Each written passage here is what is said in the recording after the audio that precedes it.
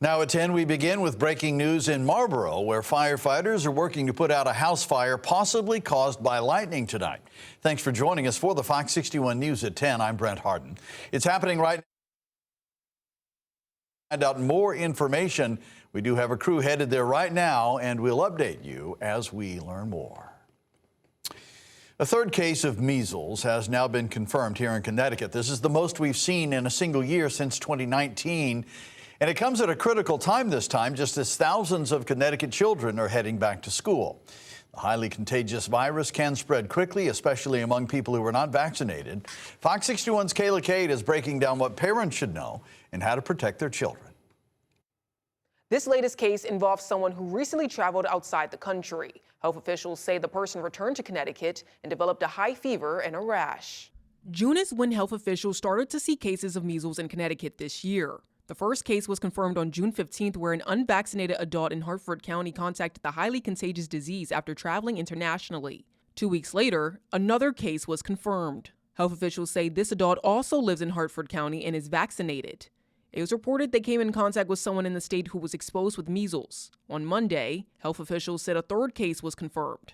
It is unknown if they have been vaccinated or not. The Department of Public Health encourages everyone to get the measles, mumps, and rubella, or MMR vaccine. According to the Centers for Disease Control and Prevention, 9 out of 10 unvaccinated individuals who encounter an infected person will become infected with the measles virus. The CDC also says measles can be dangerous, especially for babies and children under the age of 5. So far, there are more than 1,300 measles cases throughout the country of those 19 years old and younger. The American Academy of Pediatrics says with vaccination rates declining, it could increase the risk of outbreaks in schools this fall. Just last week, an official from New Britain Public Schools said about 13 students didn't have the required vaccinations for the start of the school year. The city offered a clinic for last-minute shots amid community health concerns. Last week, an official from New Britain Public Schools said about 300 students didn't have the required vaccinations. Students in preschool to 12th grade in Connecticut are required to have multiple vaccines before they start school, including the MMR vaccine. There are some measles symptoms you can look out for, such as fever, cough, red watery eyes, and rash. These symptoms can appear 7 to 14 days after being infected, and if you think you have measles, go see your doctor or call them to find out how you can safely manage symptoms at home. In studio, Kayla Cade, Fox 61. It's been a violent day in the capital city with a stabbing and a shooting just hours apart from each other. At around 4 a.m., police say Victor Rivera stabbed Nicole Talado on Bond Street. She later died at the hospital. Officers searched for Rivera all day until they arrested him this afternoon. He's being held on a $2.5 million bond on a murder charge. Tonight, we don't know what led to the stabbing. And Hartford police are also investigating a shooting that hurt a man earlier today. A ShotSpotter notification alerted officers to Brook and Mather Streets around 12:15 this afternoon. They say they found a man in his 20s suffering from a gunshot wound and took him to the hospital. At this time, we don't know the full extent of his injuries.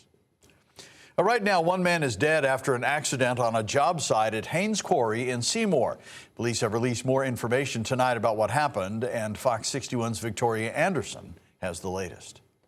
It's been a very traumatic day here at the Haynes Quarry. A 41-year-old Wallingford man died while on the job. I spoke to Seymour Chief of Police John Buccarati, who described the tragedy.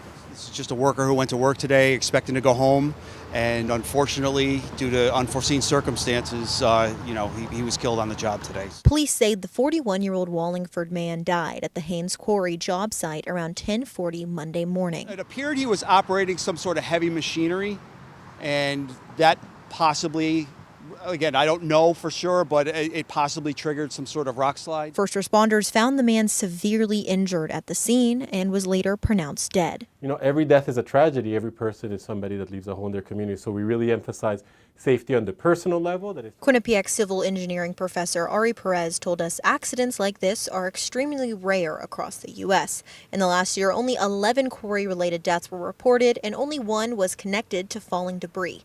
But still, those in the construction industry say even one is too many.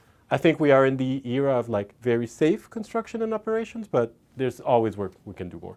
Officials did confirm that work has paused here at the quarry as they continue the investigation. We'll keep you updated as we learn more. In Seymour, Victoria Anderson, Fox 61.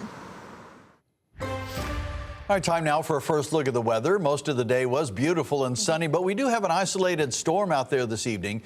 Chief Meteorologist Rachel Frayne joins us now with a look at the forecast. Rach, we were talking just a few minutes ago that it's possible that lightning started a fire tonight. There wasn't that much to that storm, we were thinking an isolated shower, a thunderstorm, but with some of these storms, there was very prolific lightning, even though most of the state stayed dry. And here's what the radar looks like right now. And you can still see a leftover shower in southeastern Connecticut, in New London County, Montville, Norwich, still seeing some rain, and that's heading into Griswold. Most of the state, though, is dry and will continue to stay dry tonight. Here's a shot of that lightning from Rocky Hill. This is from Justin Zapperi. Thank you so much to everybody who shared your photos. We love to see what it looks like because, I couldn't see it here in Hartford.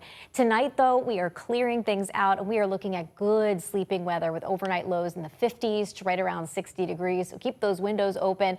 We do it all over again tomorrow. Morning sunshine, afternoon clouds, and the chance for an isolated shower or thunderstorm in the late afternoon or early evening. Again, most of the state is dry, but there could be a downpour with some rumbles of thunder, and highs will be just a little bit below average for this time of year. We'll talk about when storms are more widespread coming up, Brent. All right, fire crews are making progress in containing a fast-moving wildfire burning in the Sierra Nevada foothills near Reno. Flames have already destroyed homes at the edge of the city, and at least 7 people have been injured, including 3 firefighters. Matt Finn has the story. We're proud to announce that we've gotten 27% containment. A bit of good news out of Nevada. The fast-moving Hawk fire that exploded over the weekend, burning more than 15,000 acres near Reno, is now partially contained. Go Now evacuations have reduced to 23,000 residents. Though fire officials are still urging caution, with some 40,000 people being told to prepare to leave if needed. The threat has diminished significantly, but we really want to make sure that we're not putting people or responders at risk by having people come back too soon into an area that's still very hazardous. The fire sparked Saturday with police saying it started by human activity. It quickly spread due to dry conditions and shifting winds. This led to last-minute evacuations for many now staying at shelters. So we all got an alert on our phone and all of the neighbors came out all at once. Boom! And we were like, okay, well, we've got to get out of here. And it was just really smoky and chaotic. So far, officials say flames have destroyed more than 30 homes. That number is expected to go up in the coming days as teams assess damage. It's very important that we also do secondary searches of those areas. And so the K-9 partners help us to determine if there's any other lives that could have been there or not. Officials credit progress on containment to hundreds of firefighters working the scene. This includes international teams from Australia and New Zealand. We are making progress, and we will continue to give our best effort. Police say they are now investigating whether the fire was intentionally or accidentally set. In Los Angeles, Matt Finn, Fox 61. New testimony today in the murder trial of Wallingford native Lindsay Clancy, and the defense asked for a mistrial. Prosecutors called rebuttal witnesses, including a forensic psychologist. But during testimony, a comment was made about a conversation with Clancy involving suicide and her Catholic faith. Defense attorney Kevin Reddington immediately asked for a mistrial. The judge denied that request while ordering the comment struck from the record. Clancy is accused of strangling her 3 children in their Duxbury home in 2023. The defense says she was experiencing bipolar disorder and postpartum psychosis and should not be held criminally responsible. A former Litchfield attorney's manslaughter conviction has been overturned, and he's expected to walk out of court tomorrow morning. The state appellate court unanimously tossed out Robert Fisher Jr.'s guilty verdict last Friday after ruling he was denied a fair trial. Fisher was serving a 7-year jail sentence on a manslaughter charge. Back in 2021, police say Fisher shot and killed Matthew Bromley in the parking lot of his law office. Fisher claims he acted in self-defense, saying he was physically attacked and feared for his life. In the appeal, Fisher's legal team said there were several problems at trial, including the judge's undisclosed application for a prosecutorial job, limits on what the defense could tell the jury, and what they called improper comments from the prosecutor.